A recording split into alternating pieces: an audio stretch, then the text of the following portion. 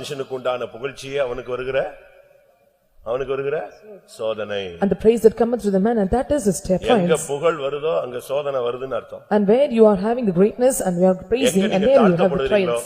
அங்க கிருபை உங்களை தேடி வருதுன்னு அர்த்தம். And where you are put to the humbleness, and there the grace seek after you. பென்யமீன் கோத்திரங்கிறது இருக்கிறதுலயே குட்டியான ஒரு கோத்திரம். The tribe of Benjamin is small among all the tribes. பென்யமீன் என்று சொன்னால் என்னுடைய வலதுகரத்தின் மகன் என்று கர்த்தர் சொல்லுகிறார். When you tell about the Benjamin and he is the son of my right hand, எவ்வளவு நம்ம சின்னவங்களா மாறறோமோ அவ்வளவு தேவனுடைய வலதுகரத்தில் உள்ள பிள்ளைகளாக மாறுகிறோம். how far we are being a small one and we become the son of the right man. நீ தேவனுடைய வலதுகரத்தில் ஒரு மகனாக நீ இருக்க வேண்டும். And you must be the son of man, among the right hand of God.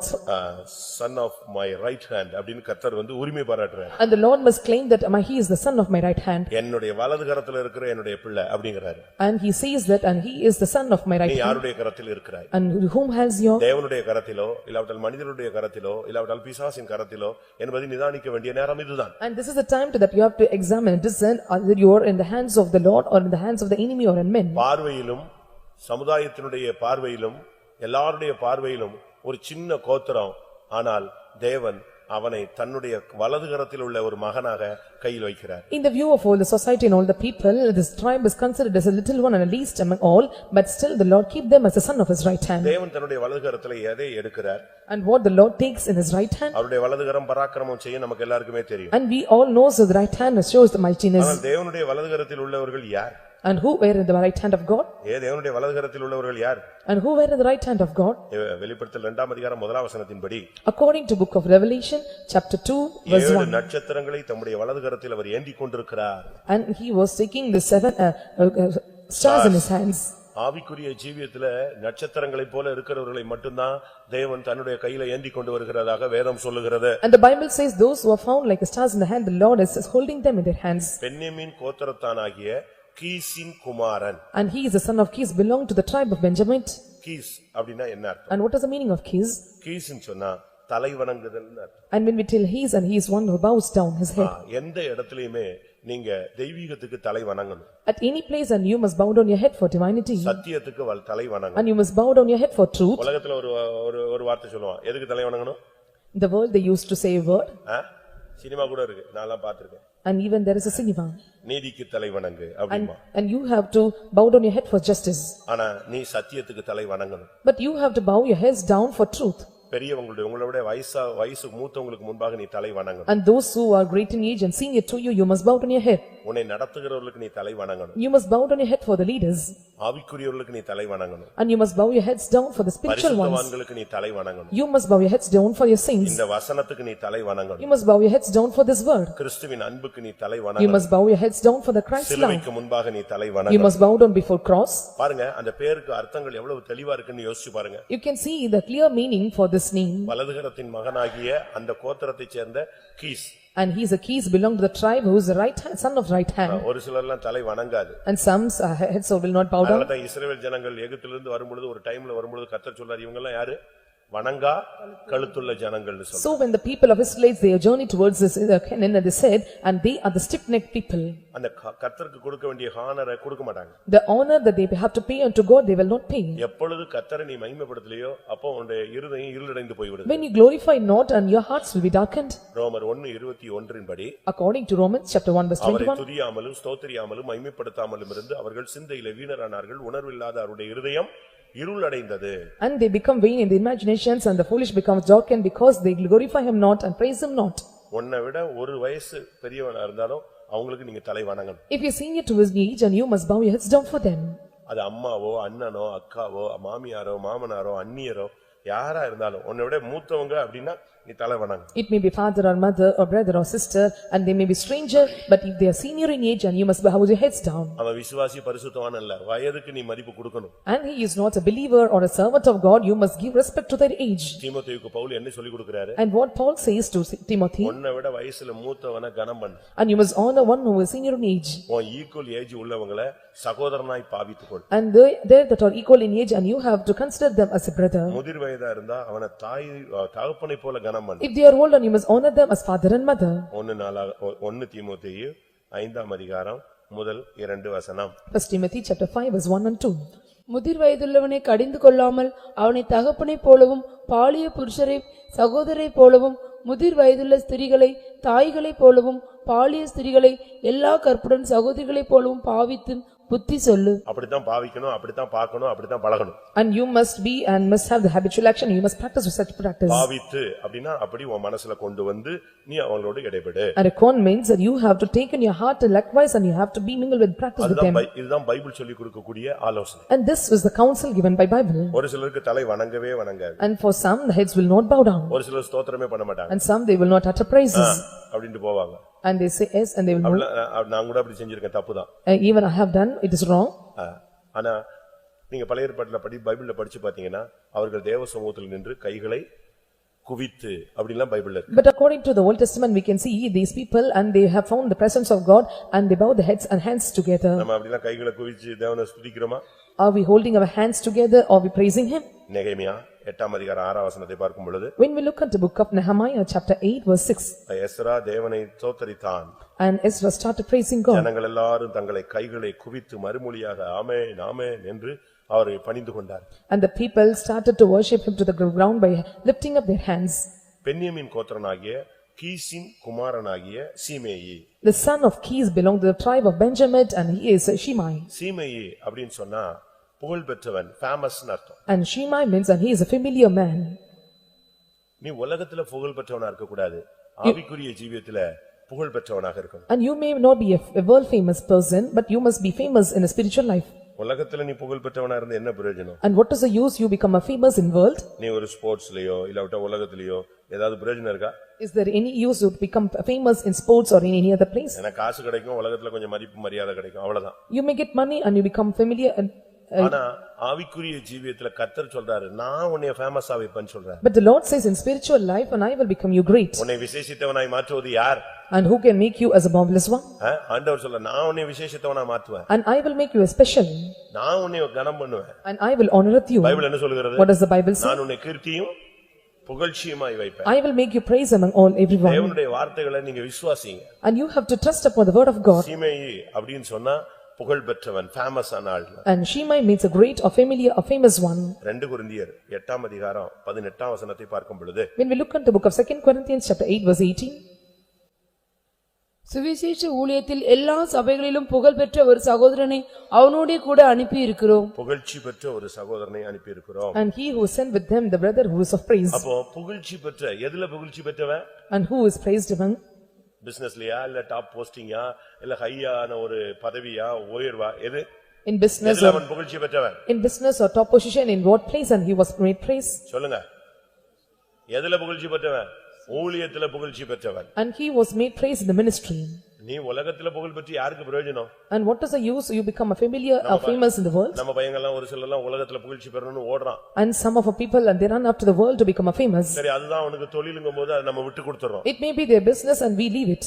உலகத்துல நீ புகழ்ச்சி பெற்றவனா இருந்து எந்த பயனும் கிடையாது. and there is no use of becoming famous in the ஒருவேளை world. உனக்கு உலகத்துல ஒரு நல்ல வேலை கிடைக்கலாம், and you may get good position or a job in the world, நல்ல வசதி வாய்ப்புகள் கிடைக்கலாம். and you may get the luxuriousness and ஆனா richness. பைபிள் சொல்லுகிறது சுவிசேஷ ஊழியத்திலே புகழ்ச்சி பெற்ற ஒருவன் என்று சொல்லுகிறது. but the Bible says and he who was praised among the ministry of gospel. கர்த்தருடைய காரியங்கள்ல நீ ஊழியம் செய்து அதுல நீ புகழ்ச்சி பெற்றவனாய் இருக்கணும். and you must do the work of the Lord and you must become familiar or famous or great among them. ஆண்டவர் சொல்றார், நான் உன்னை புகழ்ச்சியா வைப்பேன்.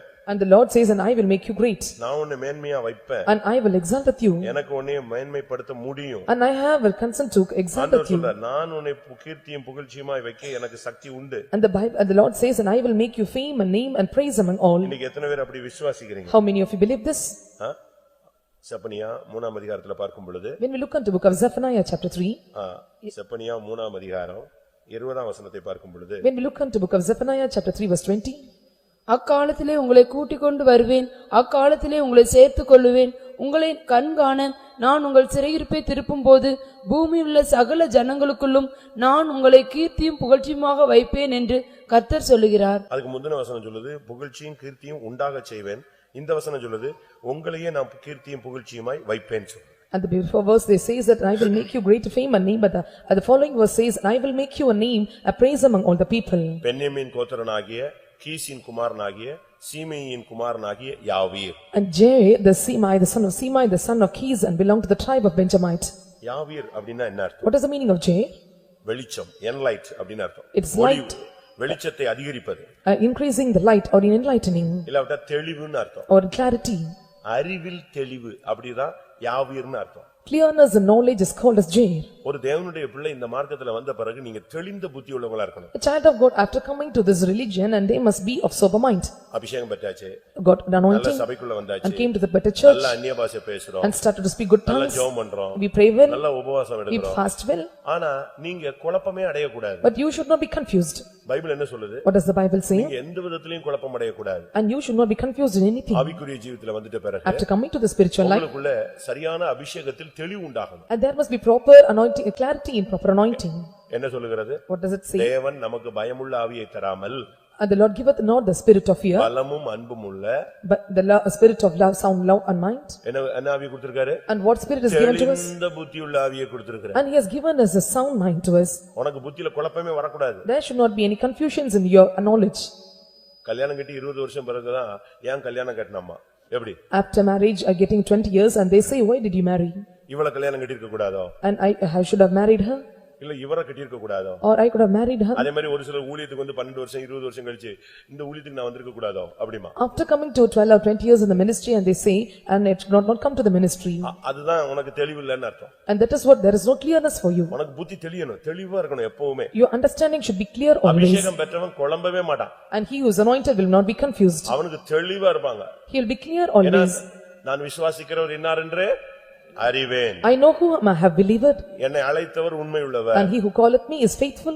எனக்கு நடக்கிறதெல்லாம் நன்மைக்குதுவா நடக்குது. And what is performance to me and worketh is good for me. ஒரு தெளிவோட தான் நான் போய்க்கிட்டு இருக்கேன். And with this clearness we must press forward. யாவீர் என்னன்னு சொன்னா அறிவில் தெளிவு. And Jair means a clearness and knowledge.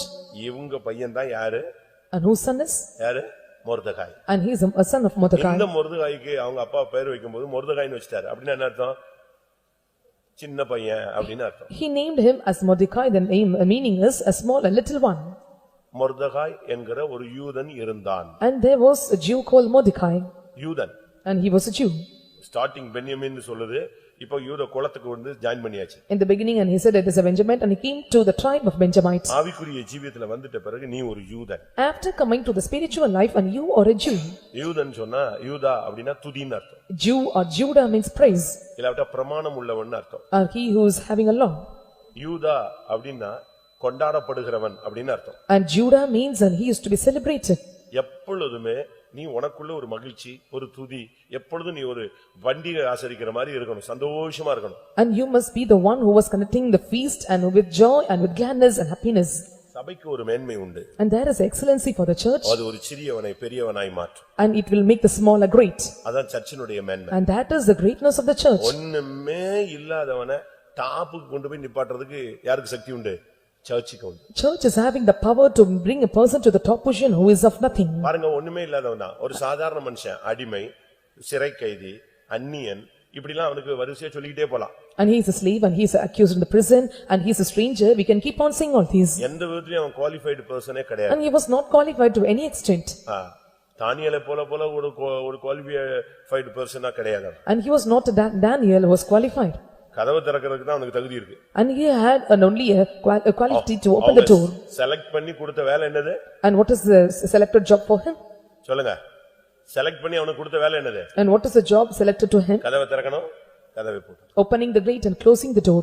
ஒரு டாப் போஸ்ட்ல உள்ள ஒரு மதிப்புக்குரிய வந்தானா எலிமி நின்னு செய்யணும், விஷ் பண்ணணும். And if anyone who is higher in the position comes inside and he must wish him and salute him. ஆனா இப்போ அவனை கொண்டு போய் ராஜாவுக்கு இரண்டாவதா கொண்டு போய் உட்கார வச்சிட்டாங்க. But now they become next to the king. அப்படிதானே பைபிள் சொல்லுது. That's what the Bible says. Esther 10:3ல அழகா சொல்லி இருக்கு, அவன் ராஜாவுக்கு இரண்டாவதானவனாய் மாறிவிட்டான். Esther chapter 10 verse 3 say, and he become the next to the king. ராஜாவாகிய அகாஸ்வேருவுக்கு இரண்டாவதாய் வந்து விட்டான். And he became next unto the king Ahasuerus. எங்க இருந்து எங்க போய் நிக்கிறான் பாருங்க. See from where he was top. தாவீது சொல்லுகிறான், உளையான சேற்றிலிருந்து இருந்து என்னை எடுத்து கன்மலையில கொண்டு போய் நின்றாரு, என் அடிகளை உறுதிப்படுத்துகிறார். And the Lord established my steppings by taking me out of the miry clay. இன்னொரு இடத்துல சொல்லுகிறார், In another place he says, ஆடு மேய்ச்சவன் என்னை கொண்டு போய் எங்க வச்சிட்டாரு? டாப்புக்கு வச்சிட்டாரு. And I flogged the sheep and the Lord made me to stand in the extra இன்னொரு position. இடத்துல சொல்லுகிறான், எனக்கு எட்டாத இடத்துல கொண்டு போய் என்னை விடுகிறாருன்னு சொல்றான். And another place and he says, the Lord take me to the place where I cannot go நீ up. யோசிச்சு பாருங்க, எந்த லெவலுக்கு ஒரு மனிதனை தேவனால் உயர்த்த கூட முடியும்னு பாருங்க. And see how the God is possible to take the person to the lowly estate from the top. இவனுடைய தொழில் என்ன? What is his business? வேலை, அவனுடைய வேலை பிசினஸ் இல்ல, அவனுடைய ஜாப், அவனுடைய வேலை என்ன? And what is his work? அவனுடைய வேலை வாயில் காப்பவன். And what is his job? And to keep God the gates. கன்னி மாடத்தின் வாசல்ல உட்கார்ந்து அவன் கதவை திறந்து விட்டுட்டு மூடிக்கிட்டு இருந்தா வேலை அவனுக்கு. And he must stand in the virgin's place and he have to keep the place. வர்றவனுக்கெல்லாம் விஷ் பண்ணணும். And when people comes he must salute him. எழும்பி நிக்கணும். He must stand up. அங்க விசாரிக்கணும். And he must inquire them. அதுதான் அவனுடைய main வேலை. And that is the important work. வேற எந்த வேலையும் அவனுக்கு கிடையாது. And no more work for him. நமக்கு என்ன வேலை இருக்கு? And what is the work for us? நம்முடைய நிலவரம் என்ன? What is our state? நம்முடைய நிலவரம் என்ன? And what is our present state? அவங்க வரும்போதெல்லாம் எழும்பி நிக்கணும். When they come inside he must stand up. Esther 3ஆம் அதிகாரம் 2ஆம் வசனம். Book of Esther chapter 3 verse 2. ஆகையால் ராஜாவின் அரண்மனை வாசலில் இருக்கிற ராஜாவின் ஊழியக்காரர் எல்லாரும் ஆமானை வணங்கி நமஸ்கரித்து வந்தார்கள். அவனுக்கு இப்படி செய்ய வேண்டும் என்று ராஜா கட்டளையிட்டிருந்தான். ஆனாலும் மொர்தெகாய் அவனை வணங்கவும் இல்லை, நமஸ்கரிக்கவும் இல்லை. எப்படி? இவனுடைய வேலை என்ன? And what is his ராஜாவின் அரண்மனை வாசல்ல இருக்கிற ஒரு ஆள். And he was the one found in the king's gate. இதுதான் அவனுடைய வேலை. And that is his work. ஆனா அந்த அரண்மனையில அவன் உண்மையா இருந்தான். But he was faithful in the palace. இது அரண்மனை என்பது எதை காண்பிக்கிறது? And what does this palace show? அவனுக்கு ஒரு சின்ன வீடு இருந்துச்சு, அங்கதான் எஸ்தர் வளர்ந்து கொண்டு வந்தாள். And he had a small house and there Esther was brought up. ஆனா அதே நேரத்துல அவனுடைய அதிக நேரம் எங்க இருந்தது? அரண்மனையில இருந்தது. At the same time, the most of the time he spent in the அது palace. எதை காண்பிக்கிறது? And what does it show? ராஜாவின் அரண்மனை என்பது தேவனுக்காக நீ செய்கிற ஒரு ஊழியத்தை காண்பிக்கிறது. King's palace showed the ministry that you do unto God. ராஜாவின் அரண்மனை வாசல்ல நீ நின்னு ஊழியம் செய்யணும். And you must stand in the king's gate and do the ministry. நீ அரண்மனையில இருக்க உனக்கு திறமை இருக்கணும். You must have the talent to stand in king's gate. தானியேல் 1ஆம் அதிகாரம் 3ஆம் வசனத்திலே பார்க்கும் பொழுது, According to Daniel chapter 1 verse 3, அங்கே ராஜா ஒரு கூட்டம் வாலிபர்களை தேர்ந்தெடுக்க சொல்லுகிறார். and the king asked the people to take a group of young men. அவங்களுக்கு என்ன வேலை? What is his work? அரண்மனையில் சேவிக்க கூடியவர்கள். And they that are skillful to make and palace. நீங்க உலகத்துல என்ன வேலை செஞ்சாலும் உங்களுக்கு சம்பளம் கொடுப்பாங்க. And whatever the work you do and they will give you salary. Bonus கொடுப்பாங்க. They will give you bonus. அப்போ நீ வேலை செஞ்சதுக்கு இந்த உலகத்துல உனக்கு பிரதிபலன் கொடுத்தாச்சு. And the reward is given to the work that you have done in this world. ஆனா நீ அரண்மனையில நீ என்ன வேலை செய்தாய்? But what you work in the palace? அதுக்கு தான் என்னது? பரலோகத்துல மகிமை உண்டு. And that's where is a glory in heaven. அரண்மனையில வேலை செய்ய உனக்கு திறமை வேண்டும். And you must have the cunningness or talents to do in the palace. அரண்மனையில் சேவிக்க திறமையுள்ள வாலிபர்களை தேர்ந்தெடுங்கள் என்று தானியேல் 1:3 சொல்லப்பட்டிருக்கிறது. In Daniel chapter 1 verse 3 it is said that those who are made master and they are able to do the work in the palace they must be chosen. ஆனால் இவன் வாலிபன் அல்ல. And he is not young man. ஆனா ராஜாவின் அரண்மனையில சேவிக்க இவனுக்கு திறமை உண்டு. But he have the talents to serve in the king's palace. ஏதாவது ஒன்னு செய். He must do something. இன்னைக்கு 24 மணி நேரம் உனக்கு ஒரு நாள் கொடுக்கறாருன்னா அந்த 24 மணி நேரத்துல நீ கர்த்தருக்காக எதையாவது நீ செய்யணும். If 24 hours is given to you, you must do something for God. நீ கர்த்தருக்காக ஒண்ணுமே செய்யாம நீ மௌனமா இருக்க கூடாது. If you do nothing for God and you should not keep silent. நீ காலையில எந்திரிக்கிற, குளிக்கிற, புறப்படுற, வேலைக்கு போற என்னெல்லாமோ நீங்க செய்றீங்க. You wake up early in the morning, you depart and you go for the job and you do all these activities. But காடுக்காக என்ன செய்றீங்க? But what you do for God? கடவுளுக்காக நீங்க என்ன செய்றீங்க? But what you are doing for God? இன்னைக்கு நீங்க என்ன செஞ்சிருப்பீங்க? What do you have done today? நான் 4 மணிக்கு நீ ஜெபிச்சேன். I prayed at 4 o'clock in the morning. I read Bible. இப்படிலாம் நீங்க பல காரணங்களை பல வேலைகள்லாம் சொல்வீங்க. And you will tell these excuses and these words. இதெல்லாம் உங்களுக்காக செஞ்சீங்க. And these you have done for your sake. But கர்த்தருக்காக இன்னைக்கு எதையாவது நீ செஞ்சிருக்கியா? But have you done anything for the sake of the Lord? அதான் முக்கியம். And that is important. அது சின்ன வேலையா இருந்தாலும் சும்மா டோர் திறந்து மூடுற வேலையா இருந்தா கூட போதும். Even it is a small work just opening and closing the ஒரு door. கலசம் தண்ணீர் கொடுத்தாலும் அதனுடைய பிரதிபலனை அவன் அனுபவியாமல் போவதே இல்ல. And he will not get the reward of God, even a cup of water if it is given to him. இந்த மொர்தெகாய் தன்னுடைய வீட்ல எஸ்தரை வளர்த்து வந்தான். And this Mordecai brought up Esther in his house. இது எல்லாருக்கும் நமக்கு தெரிஞ்ச ஒரு சப்ஜெக்ட் தான். ஆனா நம்ம கற்றுக்கொள்ள வேண்டியது இதுக்குள்ள கிடக்கு. And this is the subject we all knew well, but the thing which I have learned is more. அவன் எஸ்தரை வளர்த்தான். And he brought up Esther. அவன் வீட்ல அதை வளர்த்துக்கிட்டே வர்றான். And he brought her up in the house. வாசிங்க 2ஆம் அதிகாரம் 7ஆம் வசனம். Chapter 2 verse 7. அவன் தன் சிறிய தகப்பன் குமாரத்தியாகிய எஸ்தர் என்னும் அத்சாளை வளர்த்தான். அத்சாளை வளர்த்தான். And he brought up Esther Hadasha. அவளுக்கு 2 பேரு. There are 2 names. ஒன்னு எஸ்தர், மற்றொன்று அத்சாள். One is Hadasha and another is Esther. ரெண்டுமே ஒரே ஆள் தான். Both are same. ஒவ்வொன்றுக்கான அர்த்தம் மட்டும் வெவ்வேறு. But the meaning is different. Esther என்னும் அத்சாள். That is Hadasha, that is Esther. Esther அப்படின்னு சொன்னா நட்சத்திரம்னு அர்த்தம். When we tell Esther and is a star, எதை வளர்க்கறான் வீட்ல? what she brought up. நான் ஞாயிற்றுக்கிழமை சொன்ன மாதிரி உங்கள நாய் வளர்க்குறீங்களா, பூனை வளர்க்குறீங்களா, செடி வளர்க்குறீங்களா, அழகு கலர் ஃபிஷ் வளர்க்குறீங்களா, இல்ல முயல் வளர்க்குறீங்களா, புறா வளர்க்குறீங்களா, வேற என்னெல்லாம் வளர்க்குறீங்கன்னு தெரியல எனக்கு. I don't know whether you grew up these dogs or peacock or these parrots or any kind of animals in your இதெல்லாம் house. உங்களுக்கு பெட் எதுன்னு தெரியல எனக்கு. I don't know what is your pet animal. நீங்க எதை வளர்க்குறீங்க? What you brought up. இங்கே இவன் யாரை வளர்த்துக்கிட்டு இருக்கான்? And whom he was bringing up. வீட்ல புறா வளர்க்கறானா?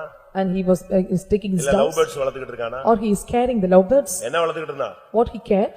இவன் வீட்ல எஸ்தரை வளர்த்தான். He brought up Esther in his house. அதான் ரொம்ப முக்கியம். And that is important. ஒரு நட்சத்திரத்தை வீட்ல வளர்த்துக்கிட்டே வரான். And he brought up a star in his house. அதுக்கு ஒரு அர்த்தம் சொல்லி இருக்கிறது மறைவான நட்சத்திரம். The one meaning is a hidden star. மறைவான நட்சத்திரம்னா ஒரு வாலிப பிள்ளை வீட்ல இருக்கிறது வெளியவே தெரியாது. அப்படி வளர்க்கறான். A hidden star, the young girl in house and you not no one can see, in such a way he brought up. நம்ம வீட்ல நம்ம பிள்ளைங்க வாலிப பிள்ளைங்க வீட்ல இருக்கிறது வெளியே தெரியக்கூடாது. ஒரே சிரிப்பும் ஆட்டமும் பாட்டமுமா இருக்க கூடாது. மறைவான நட்சத்திரமா இருக்கணும். A young girl in our house when she was brought up and she not revealed to anyone, she must be like a hidden star.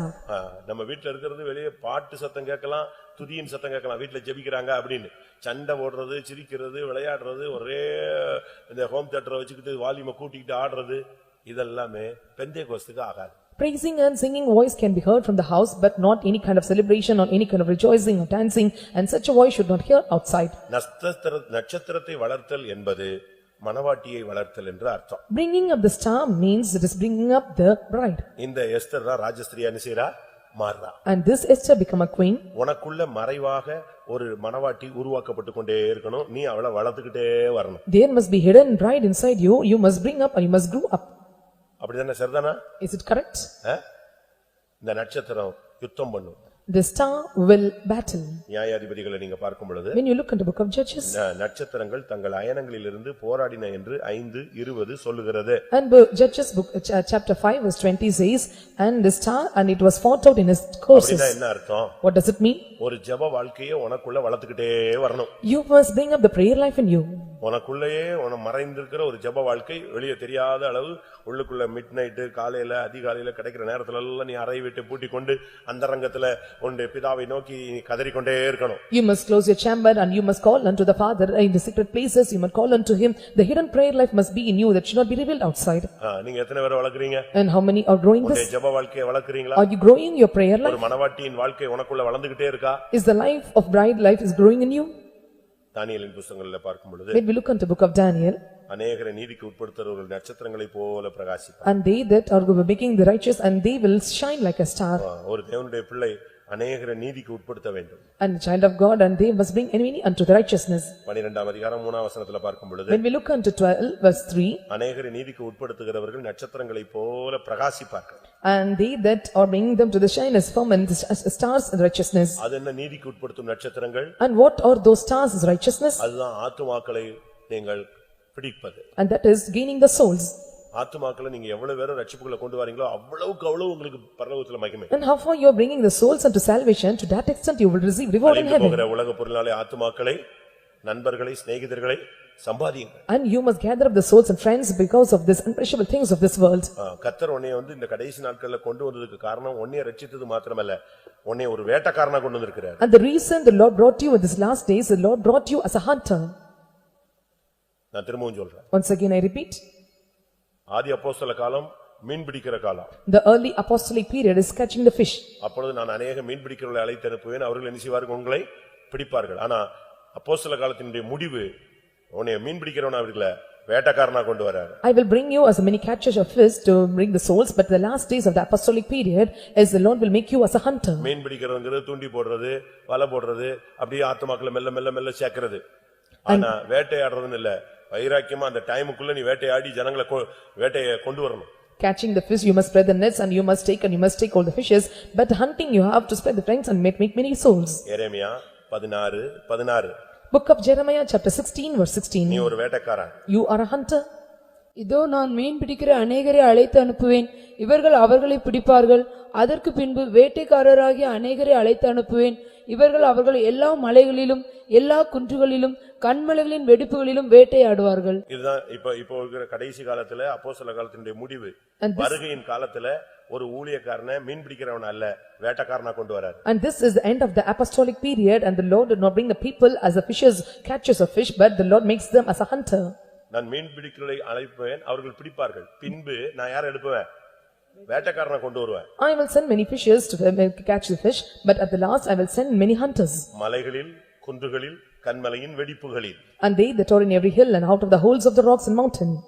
மூணு இடத்துல வேட்டையாடணும். You must hunt in 3 places. அது என்ன மலை, அது என்ன குன்று, அது என்ன கன்மலை? What is the mountain, what is the rock, and what is the hill? பட்டணங்கள், கிராமங்கள், சபைகள். That is the cities and 2 villages and the churches. கன்மலை வெடிப்புங்கிறது எதை காண்பிக்கிறது? And what does the cleft of the rocks show? சபைகளை காண்பிக்கிறது. It shows church. மத்த சபைகள்ல கூட கன்மலை வெடிப்புல உள்ள ஆவிக்குரிய அபிஷேகம் பெற்ற ஜனங்கள் இருக்காங்க. In the clefts of the rock in other congregation, the people those are spiritual found. கிராமங்கள், பட்டணங்கள், நீ பல இடங்கள்ல போய் சொந்த ஜனங்கள், புறஜாதிகள் பல இடங்கள்ல நீ அலைந்து திரிந்து ஊழியம் செய்யறது ஒரு பகுதி. மூணாவது மற்ற சபைகள்ல உள்ள உண்மையுள்ள ஜனங்கள், ஆழங்கள் தெரியாம எங்கேயோ சிக்கி அப்படி வஞ்சிக்கப்பட்டு கிடக்கிற ஜனங்கள் வெளியே வரணும், அவங்களை வேட்டையாடணும். Going to the cities and villages and among the Gentiles and strangers, you must spread the gospel, you bring them here. But among the congregation and other assemblies and those who know the depth of the doctrines and they must be brought here, you must hunt those people. ஆத்துமாக்களை வேட்டையாடுகிற ஒரு ஜீவியத்தை உனக்குள்ளே நீ வளர்க்க வேண்டும். And you must grow up the life to hunt the souls. ஒரு ஜெப ஜீவியத்தை வளர்க்க வேண்டும். You must grow up the prayer life. எல்லாவற்றுக்கும் மேலாக ஒரு மனவாட்டியை உனக்குள் வளர்க்க வேண்டும். Above all, you must bring up the bride in you. அடுத்து அத்சால், அந்த பெண்ணுக்கு இன்னொரு பேர் பெட் நேம் என்னது? பப்ளிக்ல ரெஜிஸ்டர்ல இருக்கிறது எஸ்தர், ஆனா வீட்ல கூப்பிடுறது அத்சால். The surname for Esther is Hadasha. உங்களுக்கு எல்லாம் அப்படி எல்லாம் பேர் இருக்குமே? ஒவ்வொரு வீட்லயும் ஒவ்வொரு பேர் வச்சிருப்பாங்க. ஒரு சில வீட்டுல பேர் அது பாட்டுக்கு அங்க ஒரு ரெஜிஸ்டர்ல ஒரு பேர் கொடுத்திருப்பாங்க பாருங்க, ஒரு இடம், அந்த கேப்பெல்லாம் தாண்டி போயிடுங்க. And some for some in the தாத்தா பேரு, பாட்டி பேரு, அப்பா பேரு, இந்த பாஸ்போர்ட்ல பாத்தீங்கன்னா அவன் போடுவான் வரிசையா ஒரு பேரு in passport and they follow many names. ஆனா இங்க பேரு அவளுக்கு வீட்ல உள்ள பேரு அத்சால். But the surname or pet name given in home is அத்சால் Hadasha. என்று சொன்னால் மிருது செடி அப்படினு அர்த்தம். When we tell about Haksha and it is a tree, அப்படினா ஸ்மூத்னஸ் னு அர்த்தம். it means smoothness. உனக்குள்ள ஒரு மிருது செடி போல ஒரு அனுபவம் இருக்கணும். And there must be a tree experience found in you. நீ எப்பவும் பார்த்தாலும் ரஃபா, ஹார்டா, கல்லு மாதிரி, பாறை மாதிரி அப்படி ஒரு டஃப்பான ஒரு ஆளாவே இருக்க கூடாது. You should not be toughest person, so rough and hard in your life. கோபம் இருக்கிற இடத்துல குணமும் குடி இருக்குன்னு சொல்லுவாங்க. And where the angry is there and there will be the good உலகத்துல nature. சொல்லுவான், அடிக்கிற கைதான் என்ன செய்யும்? அணைக்கும்னு சொல்லுவான். In the world they say and the hands that beat and will embrace. கல்லுக்குள்ளேயும் ஈரம் உண்டுன்னு சொல்லுவான். And there is witness even in the stones. ஆனா இவனு பாருங்க, இவனுடைய அந்த வளர்த்த பிள்ளையினுடைய பெயர் அத்சால், மிருது செடி, ஸ்மூத்தா. And the child was brought up by the Abantaka is Hadasha, smoothness. ஒரு காலத்துல உனக்குள்ள முள்ளு நெரிஞ்சிலாம் இருந்துச்சு. And one period of time and there were thorns and briars in your life. இந்த சத்தியத்துக்குள்ள வந்துட்ட பிறகு உனக்குள்ள மிருது செடி வளரணும். After coming to this tree of truth and you must have this tree experience in you. ஏசாயா 55:13 And 55:13 of Isaiah. முற்றடிக்கு பதிலாக தேவதாரு விருட்சம் முளைக்கும், காஞ்சொரிக்கு பதிலாக மிருது செடி எழும்பும். அது கர்த்தருக்கு கீர்த்தியாகவும் நிர்மூலமாகாத நித்திய அடையாளமாகவும் இருக்கும். அந்த வசனத்தை நல்லா படிச்சுக்கங்க. You can read this. நெரிஞ்சிலுக்கு பதிலாக எது முளைக்கும்? முச்செடி முளைக்கும், மிருது செடி முளைக்கும். அதுதான் கீர்த்தியும் அடையாளமுமா உன்னை மாத்தும். And instead of prayer shall come of the myrtle tree and that shall be a name, that is be a sign for you. எப்படி மோசமா இருந்த ஆளு இந்த அபிஷேகம் பெற்ற பின்பு சபைக்குள்ள வந்துட்ட பிறகு எவ்வளவு மிருதுவா மாறிட்டாங்கிறது தான் கீர்த்தி. அதுதான் உன்னுடைய அடையாளம். How far the worst person he was after coming to the church and he becomes smooth and that is your sign.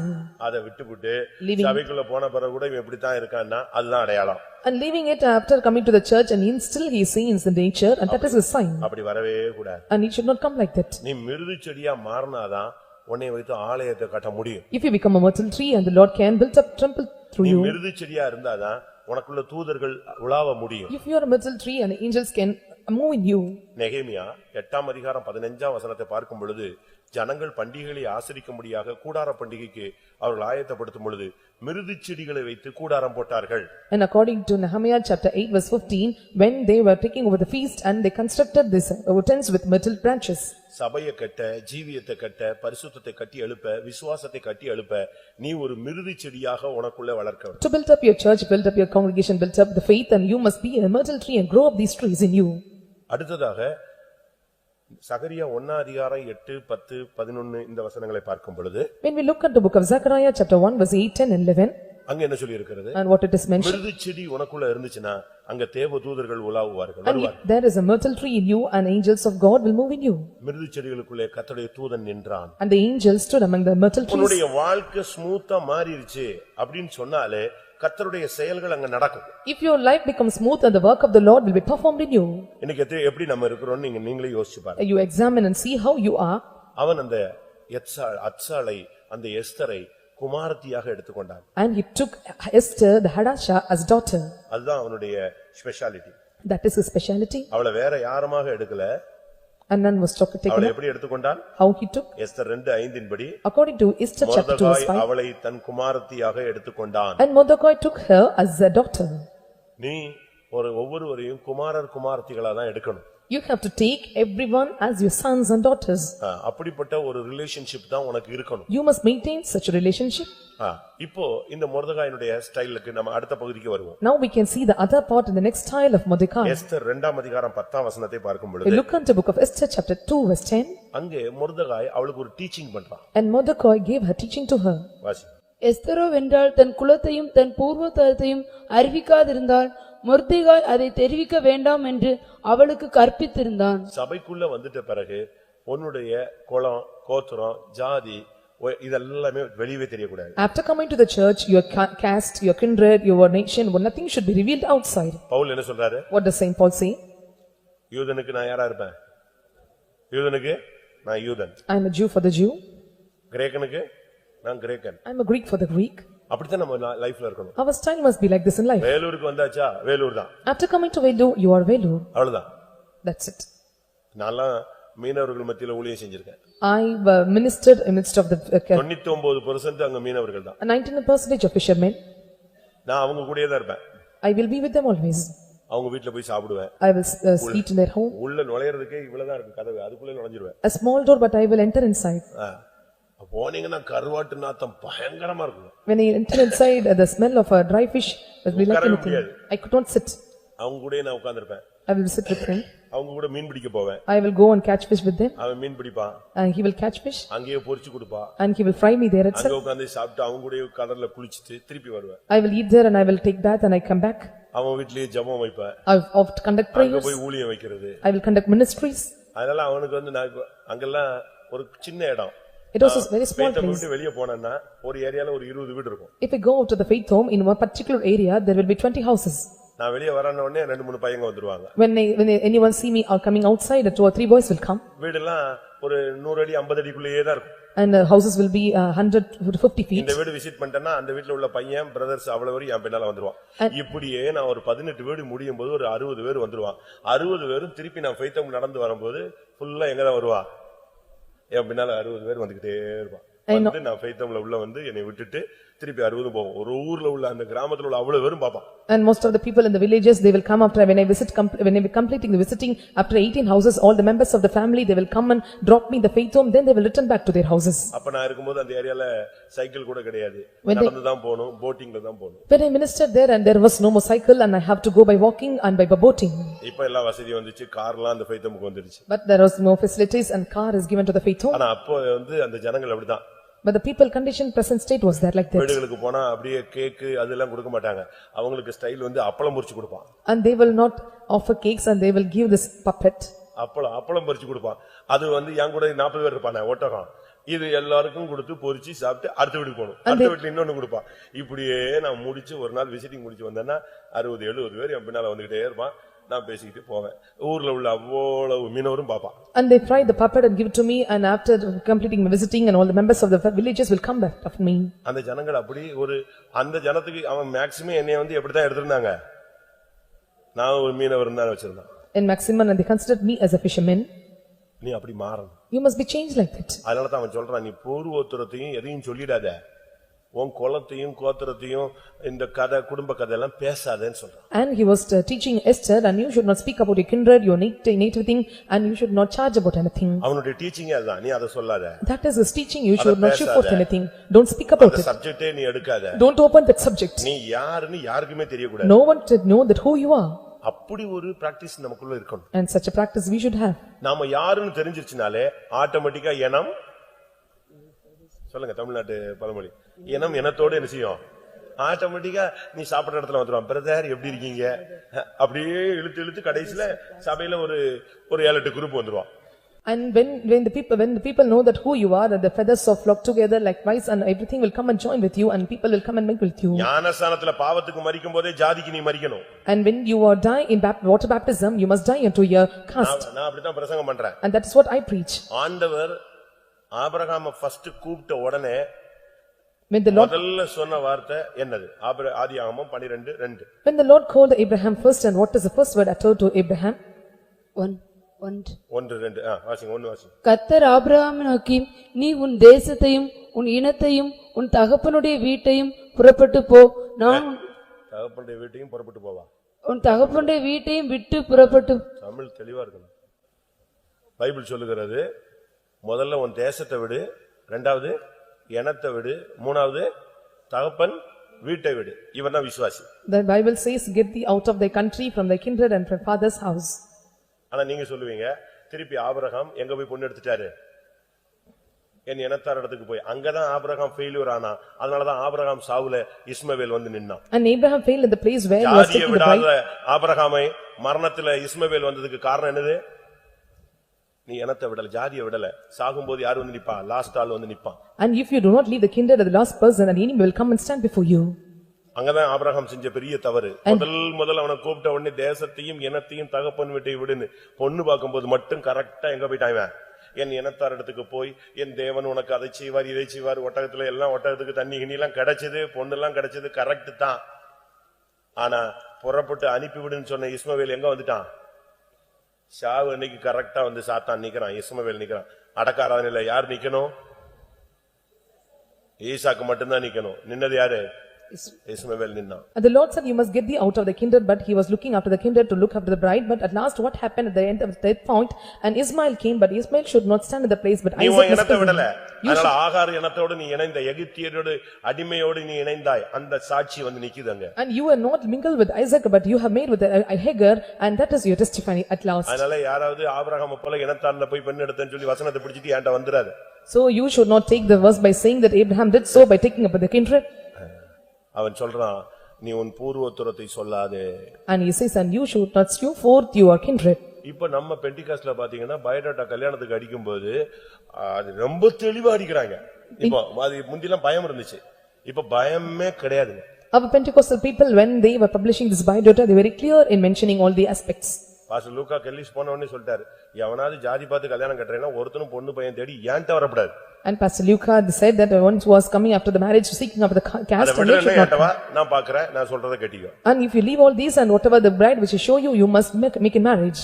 இன்னைக்கு நம்ம ஆளுங்க கரெக்ட்டா அந்த டயத்துல இவனுடைய கலர் என்னங்கறதை நினைக்கலாம். இந்த நரி வந்து ஒரு சாயத்துல போய் விழுந்து கலர் மாறி போயிடுச்சு. And the fox fell upon the color and it becomes in different color. அதுக்கு பிறகு எல்லாரும் அத பார்த்து பயந்துகிட்டே இருந்தாங்க, இது என்னடா ஒரு புது டிசைனா இருக்கேன்னு. And all they thought it was different in color and design. ஆனா நரிகளுக்கு எல்லாம் ஒரு குழப்பம், இவன் பார்த்தா ஒரே ஸ்டைல்ல இருக்கு, ஆனா ஒண்ணே ஒண்ணுதான் different.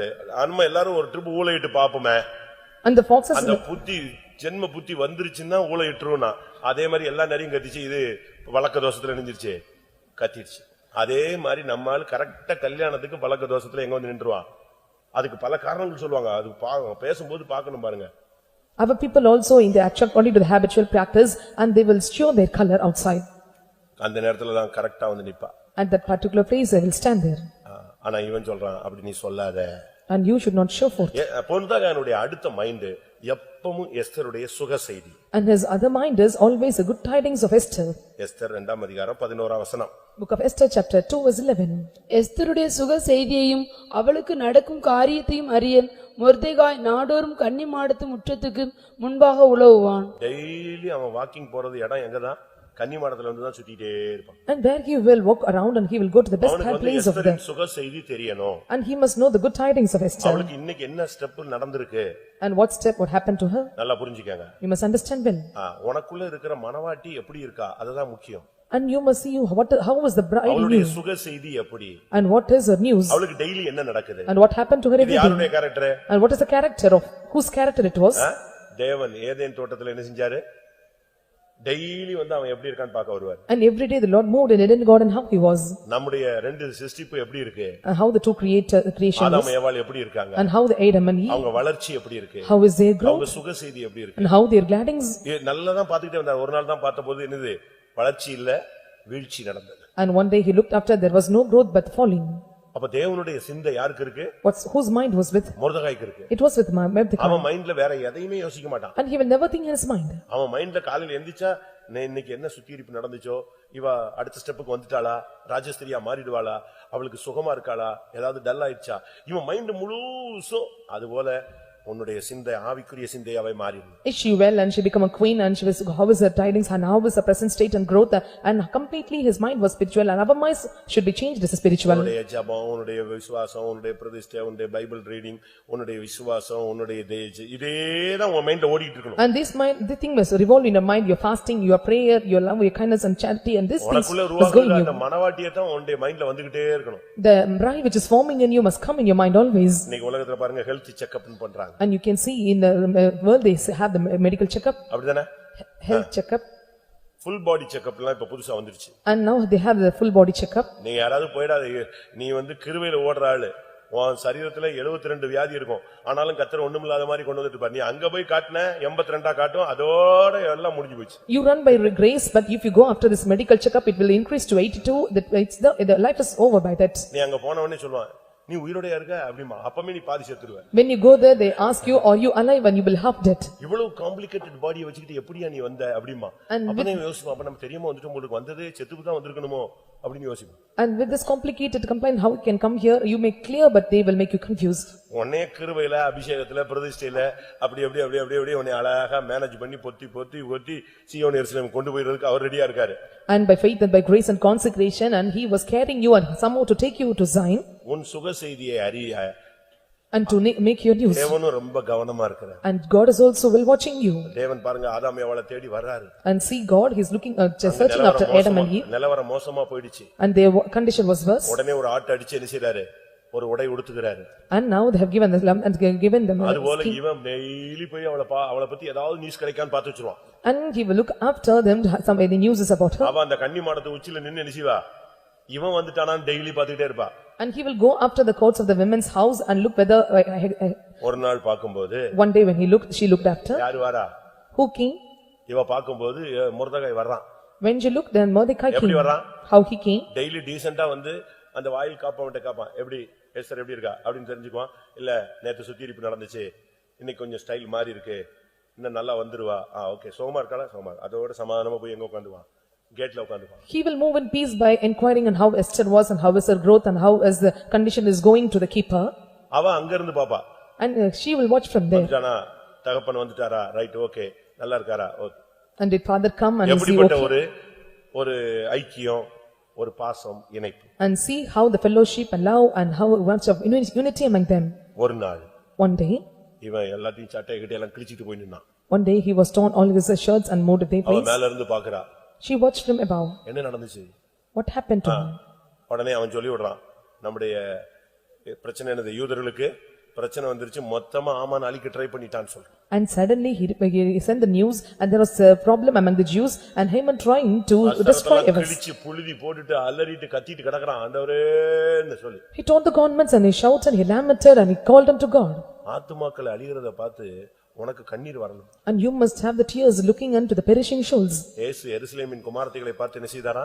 Looking unto daughter of Jerusalem, what Jesus said. எருசலேமை பார்த்து என்ன செஞ்சாரு? எருசலேமுக்காக கண்ணீர் விட்டார். And Jesus wept looking unto Jerusalem. அழிந்து போகிற ஜனத்துக்காக நீங்க அழணும், கண்ணீர் விடணும். You must cry, you must shed tears for the perishing souls. உங்களுக்காக மட்டும் அழுதுகிட்டு யாரோ ஏசிட்டாங்களா, அதுக்கு 7 நாள் அழுகுறாங்க. And some if they scold and they cry for 7 days. அப்படிதானே? ஒரு அம்மா என்கிட்ட பேசிக்கிட்டே இருந்தாங்க. பக்கத்து வீட்டுல ஒருத்தங்க யாரோ இறந்துட்டாங்க. ஒரு அம்மா என்கிட்ட பேசிக்கிட்டே இருந்துச்சு. அந்த பக்கத்து வீட்டுக்காரங்க கிராஸ் பண்ண உடனே இவங்க ஓன்னு அழுதுட்டாங்க. எனக்கு ஒண்ணுமே புரியல என்னன்னு. ஏன்னா அந்த வீட்டுக்காரங்க போறாங்களா துக்க விசாரிக்காங்க. And when the woman was speaking through my phone and when they crossed the neighboring house people and he cried telling that and he was inquiring them. ஆத்து மக்களுக்காக என்னைக்காவது அழுதுருக்கீங்களா? வேலூர்ல உள்ள ஜனங்களுக்காக என்னைக்காவது அழுதவங்க யாராவது இருக்கீங்களா? Is there any people who shed tears for the people of Velur? ஜனம் அழிகிறதேன்னு சொல்லி எத்தனை பேர் நம்ம கண்ணீர் விட்டு போராடுறோம். How many are shedding tears and striving hard for the people is perishing? இவன் ஆகான பார்த்தா கும்பிடவே மாட்டான். And looking into Hagar and he will not bow down. அந்த ஆமான் வருவான். And Haman will come. ஆமானா யாரு? ஆமான். ஆமான். ஆஹான் வாசி. ஆமான் வரும் பொழுது ஒரு நாளும் வணங்கவே மாட்டான். When Haman can he never bow down or give reference to Haman. நீ முகஸ்துதி செய்யவே கூடாது. And you should not give reference to them. பிசாசுக்கு நீ வணங்கி போயிரவே கூடாது. And you should never bow down Satan. பிசாசு பாருங்க மத்தேயு எழுதின சுவிசேஷத்துல லூக்கா எழுதின சுவிசேஷத்துல பாக்கும்போது இயேசுவின் இடத்துல வந்து சொல்றான், நீ என்னை விழுந்து என்ன செஞ்சிக்க, தாழ விழுந்து வணங்கணும். என்ன ஒரு ஆணவம் இருந்தா இப்படி ஒரு வார்த்தையை பேசுவான். When we look unto gospel to Saint Matthew and you can see and you bow down and you humble myself and you give praise to me. அப்படி நீங்க விழுந்து வணங்கிட்டீங்கன்னா நான் என்ன செஞ்சிருவேன், உலகத்தின் சகல ராஜ்யங்களின் மகிமை உனக்கு தர்றேங்கறான். And he said if you bow down and you worship me I will give you all the kingdoms and the glory of this world. நீங்க என்ன நினைச்சிருப்பீங்க, நம்ம என்ன உடனே கால்ல விழுந்திருப்போம். ஒரு ட்ரிப் தான் நாங்க விழுந்துறோம், பொத்துன்னு விழுந்துறோம். And if so we will fall down immediately in worshiping. It is only once.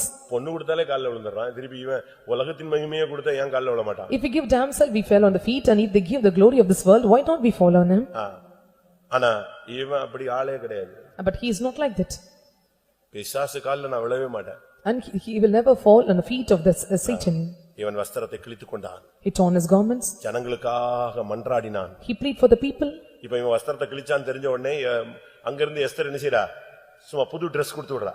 When it was known that he torn his garments and Esther sent the new garments. Change the garments immediately. Ask him to change his raiments.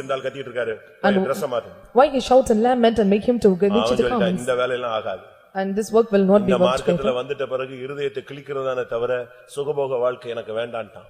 After coming to this way and he said there is no need for me after coming to the way I was just turning and lamenting to God. ஜனத்துக்காக அவன் சுகபோக வாழ்வை வெறுத்தவன். And he was the one who was lost all the pleasures of his life for the sake of the people. 4ஆம் அதிகாரம் 4ஆம் வசனத்துல பார்க்கும் பொழுது when we look into chapter 4 verse 4 அவள் அவனை உடுத்துவிக்கிறதற்கு வஸ்திரங்களை அனுப்பினாள். and she sent these garments that he should be அவனோ அவைகளை ஏற்றுக்கொள்ள மாட்டேன் என்றான். but he said that I will not receive it back. உலக ஆசீர்வாதங்கள் வரும், சுகபோகமான வாழ்க்கைக்கு வாய்ப்புகள் வரும், நீ உன்னுடைய பிரதிஷ்டையை விட்டு அதை ஏற்றுக்கொள்ள கூடாது.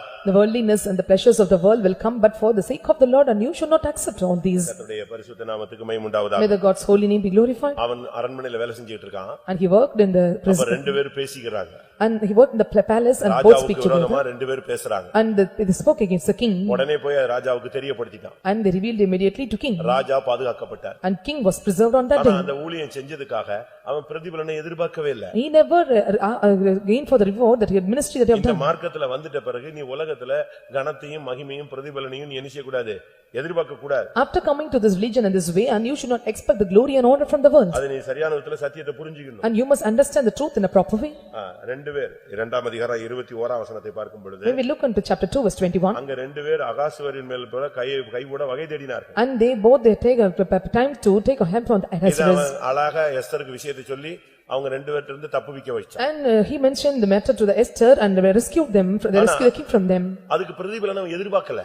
And he did not receive the reward. நீங்க இந்த உலகத்துல ஏதாவது கர்த்தருக்குன்னு செஞ்சுட்டு இங்கேயே நீங்க எதிர்பார்க்க கூடாது. இங்கேயே எதிர்பார்த்தீங்கன்னா அழகா கார் கொடுப்பாரு, மனைவி கொடுப்பாரு, பிள்ளை கொடுப்பாரு, வீடு கொடுப்பாரு, ஸ்கூட்டர் கொடுப்பாரு, டூ வீலர் எல்லாம் கொடுத்துட்டு இங்கேயே கணக்கு க்ளோஸ் பண்ணி விடுவாரு. Doing something for the Lord in this world and you should not expect a reward in this earth. If so, if you expect and the Lord will give you all furnishing things and car and glory in this world. ஊழியம் செய்தால் அவனை பிதாவானவர் என்ன செய்வாரு, கனம் பண்ணுவார். If any man minister to me and the Father will honor him. இவன் செய்ய வேண்டியதை செஞ்சுட்டு அமைதியா விட்டுட்டாங்க.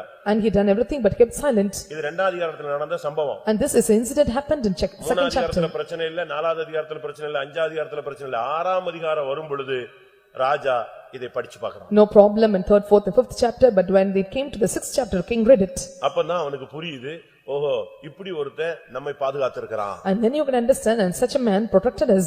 இந்த ஊழியத்துல நீ ஒரு பாதுகாப்பாளனா இருக்கணும். And in this ministry you should be on safer side. சத்துரு சபைக்குள்ள வரதுக்கு நீ இடம் கொடுக்க கூடாது. And you should not allow the Satan to come in the church. நம்முடைய தோட்டம் பூவும் பிஞ்சுமா இருக்கிறதே. And our ground is like full of புலிநரிகளையும் சிறுநரிகளையும் பிடியுங்கள் என்று உன்னத பாட்டு 2ஆம் அதிகாரத்தில் சொல்லப்பட்டிருக்கிறது. It is mentioned that the foxes and wild foxes should not enter inside. In Song of Solomon chapter 2 it is mentioned. எந்த ஊழியம் செஞ்சிட்டு நீ பிரதிபலனை எதிர்பார்க்கவே கூடாது. And doing the ministry and you should not expect the reward.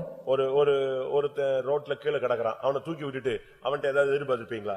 One man fell on the road, will you expect from him? ஒரு ஏழ்மையானவனுக்கு ஒருத்தனுக்கு 10 ரூபாய் இல்ல, அவனுக்கு 10 ரூபாய் கொடுத்துட்டு அவன் ஏதாவது கொடுப்பான்னு எதிர்பார்த்துட்டு இருப்பியா? And if he give you 10 rupees, will you expect he will return you something? ஊழியத்துல நீங்க எதுவுமே எதிர்பார்க்க கூடாது. You should never expect anything in the ministry. அப்படி எதிர்பார்த்தீங்கன்னா உங்களுக்கு உலகத்துல கிடைக்கும். If you expect, you will receive in the world. ஒரு சிலர் பாருங்க, நான் அதை செஞ்சேன் இதை செஞ்சேன்னு சொல்லிட்டே இருப்பாங்க. And some they tell that I have done this and that. அப்படிப்பட்டவங்களுக்கு எல்லாம் பைபிள் சொல்லுகிறது, நீ தானம் செய்யும் பொழுது தாரை ஊதியாதே. And for such people the Bible says when you give alms and you should not blow the trumpet. இந்த உலகத்திலே நீ பிரதிபலனை அடைந்து தீர்ந்தாயிற்று. If you blow the trumpet and you have received the reward in the earth. கடைசியில் நடந்தது என்ன? What happened at last? தேவன் நீதியான ஒரு சரியான நேரத்துல அவனை கனம் பண்ண விரும்பினார். At the right time the Lord want to honor him. 6ஆம் அதிகாரம் 11ஆம் வசனத்துல பார்க்கும் பொழுது, when we look into chapter 6 verse 11, ராஜா ஏறுற குதிரையை போட்டுட்டு வெளியே வர்றான் பாருங்க. And the king came in the houses. எப்படி இருக்கும்? How it would be? மொர்தெகாய் ராஜா ஏறுற குதிரையில் மேரி ஏறி நகர வீதியில் உலா வந்தான். And arrayed Mordecai brought him on the horseback where the king was moving. இதான் தேவன் கனம் பண்ணுகிறது. And this is what the Lord honoreth. அவன் சொல்றான், ராஜா கனம் பண்ணுகிற மனுஷனுக்கு என்ன செய்ய வேண்டும்? And he said, what shall be done unto the man whom the king delighteth and to honor? எப்படி ஒரு வார்த்தை இருக்கு. And see how the word was. ஆனா ஆமான் நினைச்சா நம்மள தான் கனம் பண்ண போறாருன்னு ஒரு பெரிய லிஸ்டே வாசிட்டான். But the Haman read a list and king is coming to honor him. தனக்கு தான் கிடைக்க போகுதுன்னு இவன் பாட்டுக்கு மொத்தத்துல மைண்ட்ல என்ன இருந்துச்சு அவ்வளவுதான் சொல்லி முடிச்சான். எல்லாம் முடிஞ்ச உடனே ராஜா சொன்னாரு, ரைட் ஓகே, கேட்ல மொர்தெகாய் இருக்கிறான், எல்லாத்துக்கும் அதை செய்ய, ஒன்று கூட கவனம் இல்லாம விட்டுறாத, நீ சொன்னதை அப்படியே follow பண்றான்டா. And he listed everything what the king is having in his mind, and but the Lord has said, whatever in your mind, you list out everything without leaving anything. சீக்கிரமாய் செய்.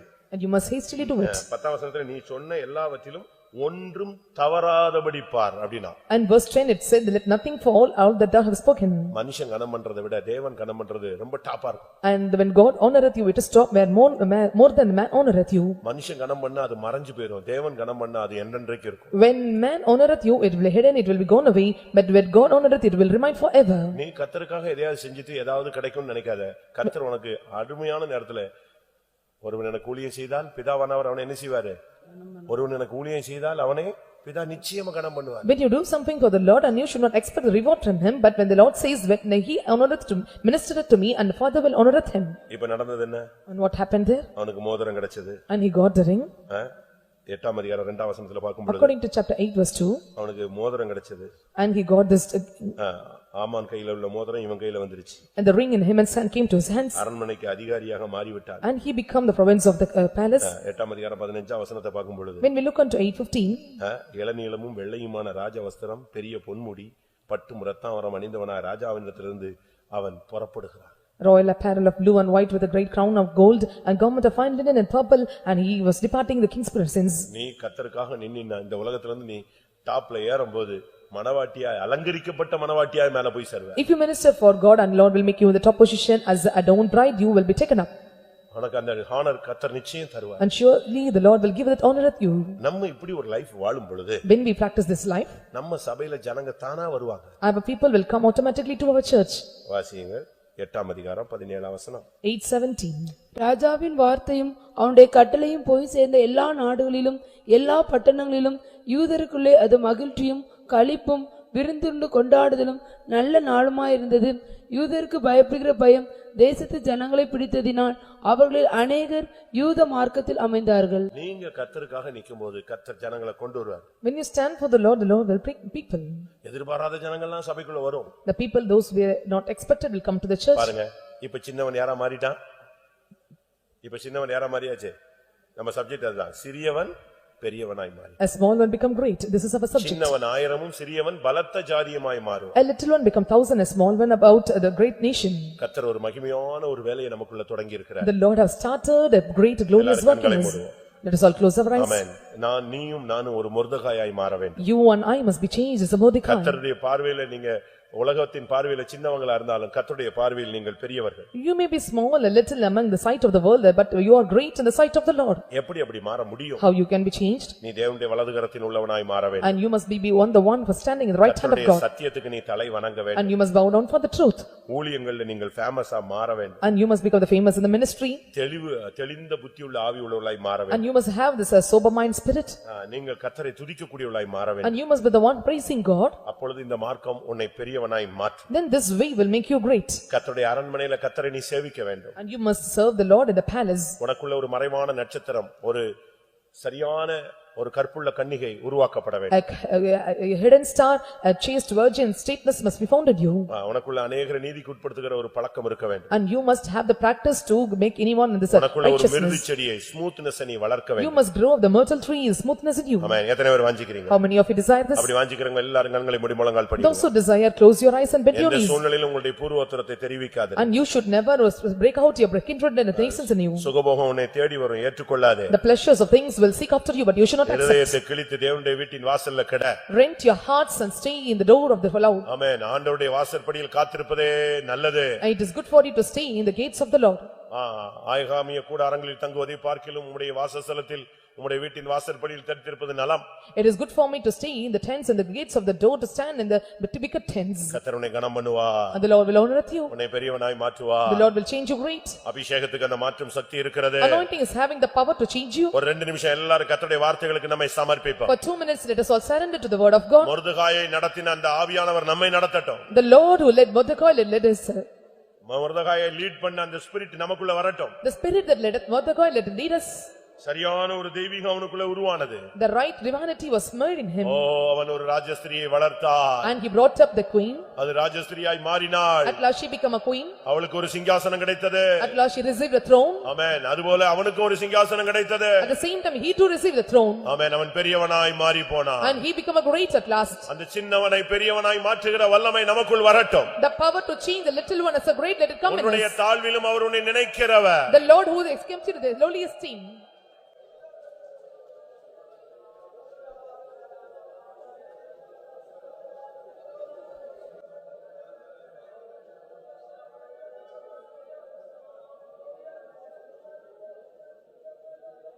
Hallelujah. Hallelujah. சுடபலகரப. ஆமென்.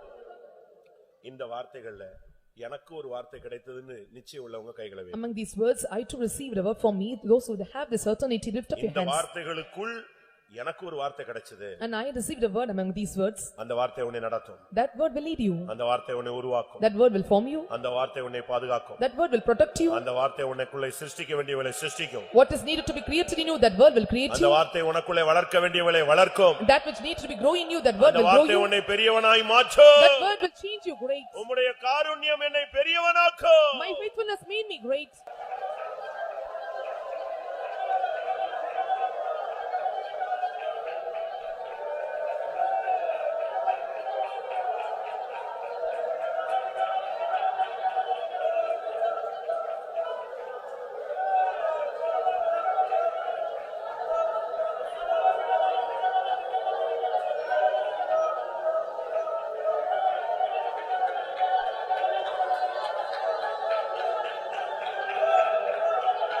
Hallelujah.